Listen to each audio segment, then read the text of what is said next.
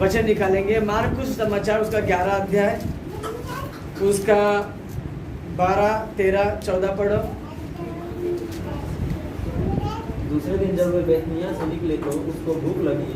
वह दूर से अंजीर का एक हरा पेड़ देखकर निकट गया कि क्या जाने उसमें कुछ पाए, पर पत्तों को छोड़ कुछ न पाया, क्योंकि फल का समय न था।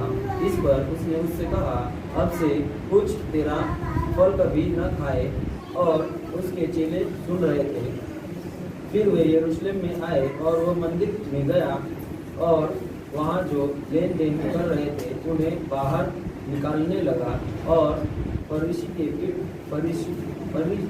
सफारी के कीड़े और कबूतर बेचने वालों की चौकियाँ उलट दी। आमीन। प्रार्थना करेंगे। पहले प्रभु जी मैं धन्यवाद करता हूँ पिता इस समय के लिए। प्रभु जी ने दूसरा वचन कहता है, जब भी तुम नाम से कड़ो में बात करो, तुम नहीं तुम्हारे भीतर भी आत्मा बात करेगी। मसीहा मुझ निर्बुद्धि निर्ज्ञानी मनुष्य को प्रभु अपने सलीब से प्रभु छिपा, तो स्वयं प्रभु हम सभी से बातें कर। छोटी सी प्रार्थना प्रभु यीशु मसीह के महान नाम से मैं मांगता हूँ, कबूल कर। आमीन। पिता पुत्र पवित्र आत्मा त्रिक प्रभु के आशीष तुम पर, तुम्हारे परिवार, तुम्हारे काम काजों पर सदा सर्वदा बनता रहे। आमीन। प्रभु की महान कृपा से परमेश्वर ने हमें इस 15वें दिन के उपवास सभा प्रवेश किया, इसलिए प्रभु की गुजारे आज का वचन ध्यान करेंगे। मार्कुस उसका 11 अध्याय उसका 12, 13 और 14 पढ़ो फिर से। दूसरे दिन जब वे बैतनिय्याह से निकले तो उसको भूख लगी। वह दूर से अंजीर का एक हरा पेड़ देखकर निकट गया कि क्या जाने उसमें कुछ पाए, पर पत्तों को छोड़ कुछ न पाया, क्योंकि फल का समय न था। बस दूसरे दिन, हेलो, दूसरे दिन जब यीशु बैतनिय्याह से निकला अपने चेलों के साथ, उसको भूख लगी थी। किसको भूख लगी थी? यीशु को। किसको? यीशु को भूख लगी तो उसने दूर से एक अंजीर का पेड़ देखा कि उसमें कुछ फल मिले तो मैं खाऊं। जब पास जाके देखा तो क्या देखा? उस पेड़ में पत्तों को छोड़ और कुछ भी। इस पर यीशु ने उस पेड़ को श्राप दिया कि आज के बाद तेरा फल कभी भी कोई भी न खाए। और उसमें फल क्यों नहीं थे? उसमें लिखा है वो फल का समय नहीं था, तो कहां से फल आएगा? जब फल का समय ही नहीं था तो फल कहां से आएगा? तो यीशु उसको श्राप क्यों दिया? जब यीशु को भी तो पता है पेड़ को कौन बनाया? परमेश्वर ने बनाया। उसको पता है ये फल का समय नहीं है, तो फल की अपेक्षा कैसे करता है? तो यीशु मसीह जो है ना, फल का समय नहीं है तब भी फल का अपेक्षा करता है। प्रार्थना का समय नहीं है तब भी प्रार्थना की अपेक्षा करता है। उपवास का समय नहीं है तब भी उपवास की अपेक्षा करता है। बाइबल पढ़ने का समय तुम्हारे पास नहीं है, फिर भी वो तुम बाइबल पढ़ने की अपेक्षा वो रखता है। तुम भले कुछ भी थक जाओ, कितना भी कुछ हो जाए, कुछ भी हो जाए, लेकिन प्रार्थना करना चाहिए, मतलब करना चाहिए। ये अपेक्षा कौन रखता है? प्रभु रखता है। वैसे ही फल का समय न था, फिर भी फल होना चाहिए था। आप लोग बोलेंगे, प्रभु तुझे पता है ना कि रात को 2 बजे आया घर पे काम पे से, आज प्रार्थना नहीं करेगा? नहीं, भले वो प्रार्थना का समय नहीं है, भले सही में आप थक के आए हो, लेकिन नहीं, करना है मतलब करना है, बस करना है मतलब करना है। आपको पता है रोजा रखते हो लोग कितने बजे उठते हैं? मालूम है किसी को? 4 बजे उठते, 3:30 बजे, 3:45 को उठते। तुम रात को कितने बजे भी सो जाओ, तुम सुबह अगर नहीं उठा, तुम्हारा वो दिन गया, मगरूर हो गया बोलते। वो रोजा नहीं है, छूट गया वो। क्या करने से? सिर्फ सुबह नहीं उठने से। इतनी शिद्दत से उपवास पकड़ना चाहिए, चाहे कुछ भी हो, उपवास चलना ही चाहिए। मैं मेरी गवाही दूं, मैं पवित्र आत्मा पाने के लिए, सबको पवित्र आत्मा आता है, मैं बोला मुझे क्यों नहीं आता है? 2004 में कभी बपतिस्मा लिया था, सेवक नहीं था, तो बोला मुझे क्यों आता है पवित्र आत्मा, मुझे क्यों आता है पवित्र आत्मा? फिर किसी ने बोला किसी को उपवास पकड़ने का तो पवित्र आत्मा आता है। मैं ना प्रभु के मामले में कोई भी कुछ बोले मैं करता था, कोई भी कुछ बोलने दो, मैं करता ही था, मतलब बहुत मुझे आशा थी कि ऐसा होना चाहिए वैसा होना चाहिए। तो मैंने उपवास पकड़ा 21 दिन का। किसी को चंगा होने के लिए नहीं, नौकरी के लिए नहीं, छोकरी के लिए नहीं, किसके लिए उपवास पकड़ा? पवित्र आत्मा पाने के लिए उपवास पकड़ा। 10 दिन बीत गया, 11 दिन बीत गया, 12वें दिन में मेरी मम्मी अचानक से बीमार हो गई, मरने वाली थी बस। बीएमसी में लेके गया, पैसे नहीं थे, पापा भी नहीं था, रिश्तेदार सब लोग गांव में रहते हैं, यहाँ कोई नहीं रिश्तेदार हम लोग के। दोनों बहनों का शादी हो गया था, सिर्फ छोटी बहन और मैं, हम दोनों ही घर पे थे, और माँ भी माँ। पैसा नहीं है, दर दर दरवाजा ठोका हम लोगों ने, ब्याज पे पैसे दो, मम्मी बीमार है, मम्मी ठीक हो जाएगी तो पैसा दे देगा। रख के भी दिए नहीं हम लोगों ने पैसे मेरे। मैं चौकट पे खड़े के रो के पैसे मांगता था, मेरी मम्मी बीमार है, मुझे पैसे दो, मुझे डॉक्टर में एडमिट करने का है। मुझे पता वो पैसे है, ब्याज पे देता है वो आदमी, लेकिन नहीं दिया। बोलते हैं नहीं है पैसा नहीं। फिर मैं ऐसे ही रो के वापस घर पे गया, उपवास में था, घर पे गया, पैसे नहीं है, क्या करूँ। फिर लेकर गया बीएमसी हॉस्पिटल में गया, सरकारी में लेके गया मेरी मम्मी को। सरकारी ने एडमिट तो किया, बोलते इसको लेके जाओ, ये नहीं बचने वाली है, बोल दिया उसने। मैं बोला कुछ लिख के तो मैं लेके जाएगा, तो बोलते नहीं, लिख के बिक के नहीं मिलेगा। बोलो ऐसा। मैं बोला आप लिख के नहीं देंगे तो मैं लेके जाएगा नहीं। तो बोलते हम लिख के देगा नहीं, आगे तुम्हारी मर्जी, ये मरने वाली है। फिर उसको सब लोग को भी फ़ोन करा, गांव में फ़ोन किया, जो प्रार्थना करते हैं, जो पास्टर सब लोग को फ़ोन किया, प्रार्थना करो मेरी माँ ऐसी है वैसी है। वो गणेश पास्टर जी वो भी मेरे साथ थे, तभी मेरा दोस्त था वो। सरकारी हॉस्पिटल में गोरेगांव में मैं रात को लेडीज़ वार्ड में मम्मी थी, और जेंट्स लोग को अलाउड नहीं है लेडीज़ वार्ड में। मैं बाहर बैठा, मच्छर काट रहा है रात के 2 बजे। मच्छर के दर्द से मैं क्या किया, लिफ्ट में बैठ गया। लिफ्ट किधर? लिफ्ट के अंदर दरवाजा बंद किया, लिफ्ट के अंदर मैं बैठा, नींद निकाल रहा हूँ ऐसे, और अंदर कौन है? मेरी मम्मी, और मैं उपवास में हूँ। फिर बाद में सुबह हो गया, डॉक्टर आया, नर्स को बोलता वो बेड खाली हुआ क्या? वो बोलती नहीं। तो क्या वो जिंदा है अभी? तो बोलती हाँ। फटाफट लगा ऐसे, फटाफट दौड़ रहा है, जिंदा है अभी। फटाफट चेक किया, बोलता है तू नसीब वाला है, इसको लेके जा, बचने लेती हूँ। मतलब तुम लिख के दो, मैं लेके जाऊँ, क्योंकि मैं कहीं भी लेके जाऊँ, कोई लेगा क्या? नहीं लेगा। तुम क्या ट्रीटमेंट किया, लिख के दो। देखो 2004 में छोटा था, तभी भी प्रभु ने इतनी समझदारी दी थी कि क्या कैसे बात करे करके। हाँ, तो फिर वो लिख के नहीं दे रहा था। मैं नगर सेवक के पास गया अकेला, वो नगर सेवक था कांग्रेस का, उसके पास गया, बोला अंकल ऐसा बात है, मेरी मम्मी हॉस्पिटल में है, हम लोग गरीब है, डॉक्टर लिख के दे रहे, बोलते कि गाड़ी निकालो। तो बोलते बेटा मेरा कार्ड लेके तो हॉस्पिटल जा, डॉक्टर रहेगा ना, मुझे फ़ोन कर, मैं बाइक पे आता हूँ। फिर मैं सोचा, डॉक्टर सोचे मैंने कंप्लीट कर दिया, मेरी माँ को सच में मार ना डाले, है कि नहीं? वो भी सोचा था। मैं बोलती क्या करूँ, प्रभु का नाम लिया गया। मैं बोला, आखिर बोला कि आप लिख के दे रहे कि नहीं? तो बोलते मैं लिख के देगा नहीं। फिर फ़ोन किया, आया नगर सेवक, आया, आके उससे बात किया, बोलते क्या है बच्चे का, तुम ये करते हैं, लिख के दो ना उसको। तो बोलते हैं उसका उससे क्या बात हो गया, मेरे को नहीं पता, मैं बाहर था। उसने लिख के दिया और मैं मम्मी को लेके निकला। फिर बाद में ऑफिस में फ़ोन किया, तो ऑफिस से मुझे एडवांस मिला था, लोन सैंक्शन हो गया। तब जाके मैं मेरी मम्मी को प्राइवेट में ले गया, एम्बुलेंस में एडमिट किया, आईसीयू में 8 दिन रखा।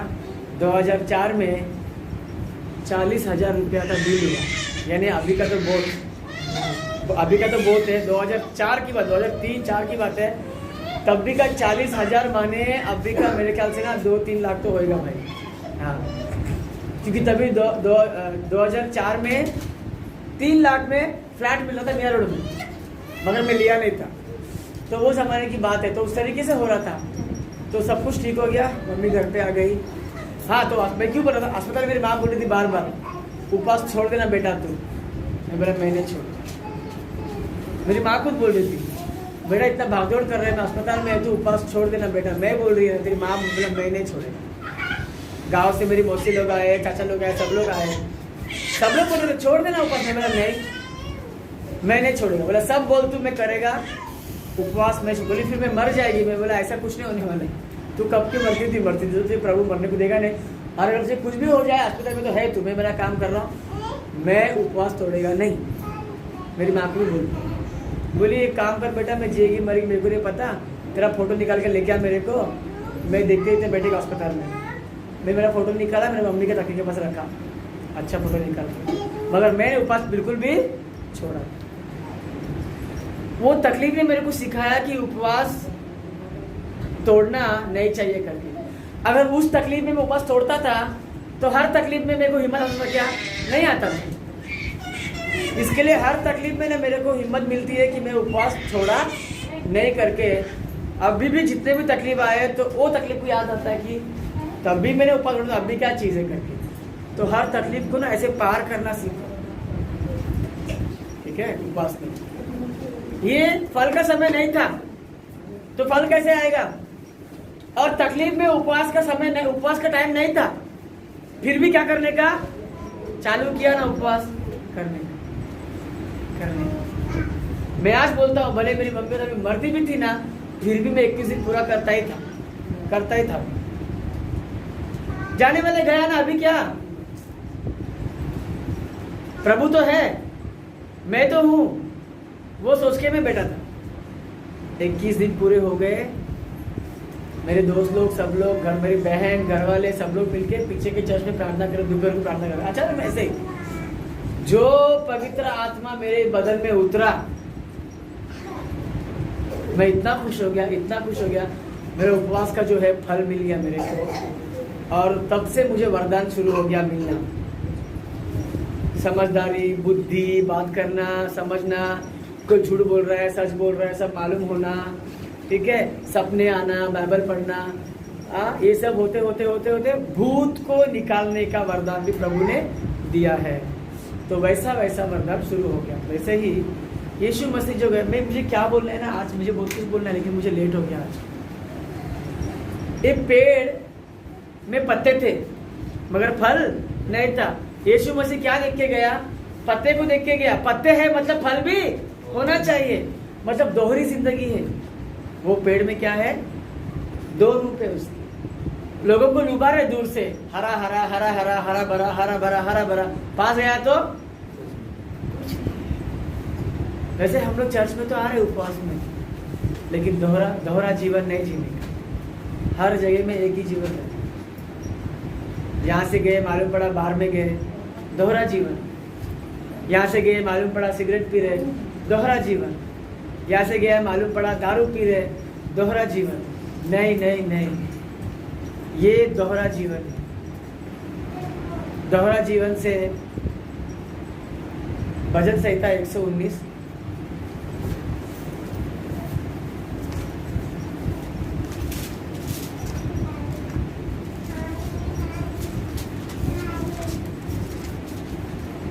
113 पढ़ो। भजन संहिता 119 113।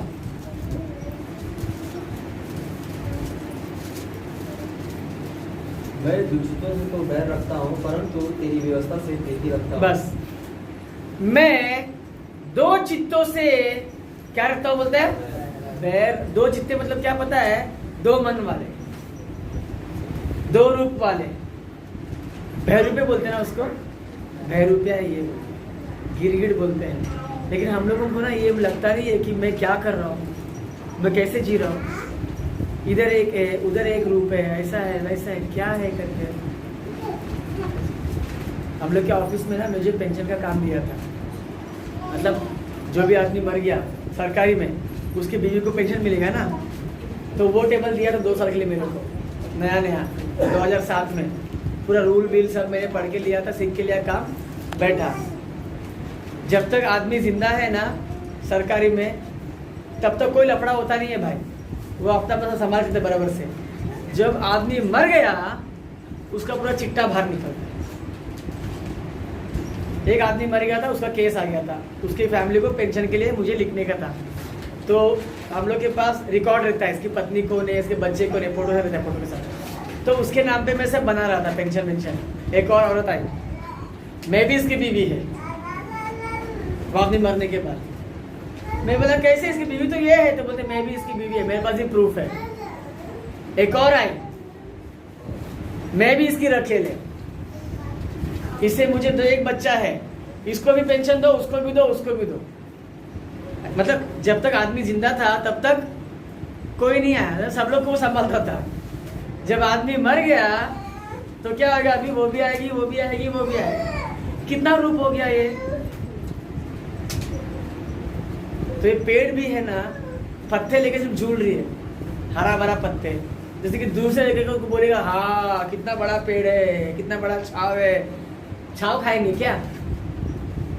छाव में सोएंगे, आराम करेंगे।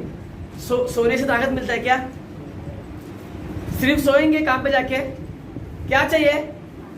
खाना चाहिए ना। तुम्हारे पास सिर्फ छाव है, खाना नहीं है, कुछ फायदा नहीं। इसके लिए श्राप दिया परमेश्वर। दो चित्तों से मैं बैर रखता हूँ। ये पेड़, यीशु मसीह जिंदगी दो एक है, हर जगह एक ही है ना। उसके साथ चलने वाले लोग हैं हम लोग, उसके नक्शे कदम पे हमारा भी जिंदगी एक ही होना चाहिए। जिधर भी है नाम कमाओ, भक्ति में नाम कमाओ, एक ही जिंदगी। या तो भक्ति में रहो या तो भक्ति से हट जाओ, कोई नहीं फर्क पड़ता। प्रभु को नहीं फर्क पड़ेगा, आपके जीवन में आपको ही फर्क पड़ेगा। रहने का है भक्ति में रहो। प्रकाशित वाक्य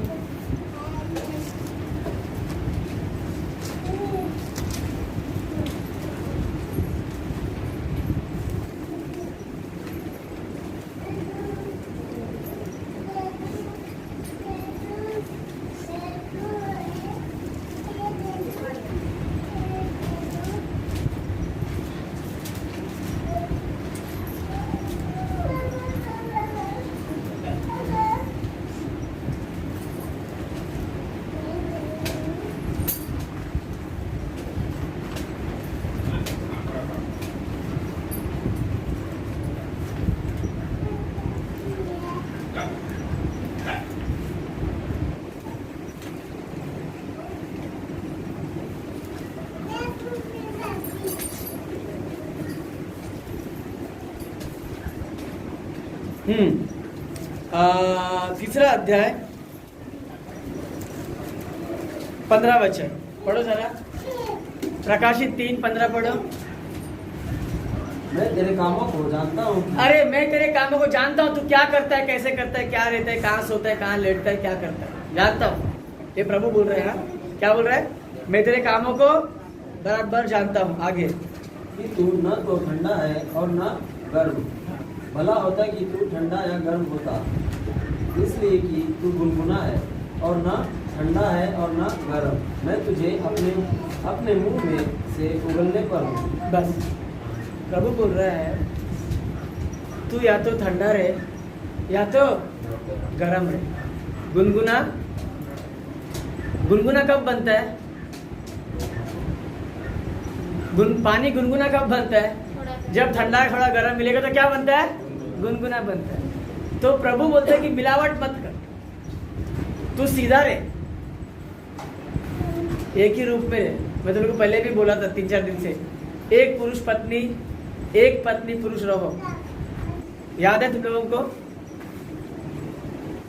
एक पुरुष पत्नी रहो और एक पत्नी पुरुष रहो।